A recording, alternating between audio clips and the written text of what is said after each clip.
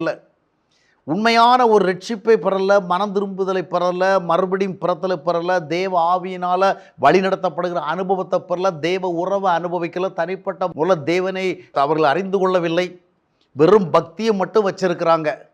அதனால் என்ன பண்ணுறாங்கன்னா, இப்படிப்பட்ட மக்களை நாம் எப்படி நடத்தினா நமக்கு ஆதாயம் கிடைக்கும் அப்படிங்கிற ஒரு மைண்ட் செட்டுக்குள்ள போதர்கள் போய் என்ன பண்ணுறாங்கன்னா, அவர்களுக்கெல்லாம் நல்ல ஒரு சத்தியத்தை எல்லாம், நல்ல ஒரு வழிகாட்டுதல், நல்ல ஒரு ஒழுக்க முறையல்ல, நல்ல ஒரு பரிசுத்தமாக வாழுகிற வாழ்க்கை முறையல்ல, அவர்கள் மனம் விரும்புகிற விதமான காரியங்களை செய்து நாம் நம்முடைய நோக்கத்தை நிறைவேற்றிக் கொள்ளலாம் என்று நிறைய போதர்கள் செயல்படுகிறார்கள். இதனுடைய விளைவுதான் சீர்கேடுகள்.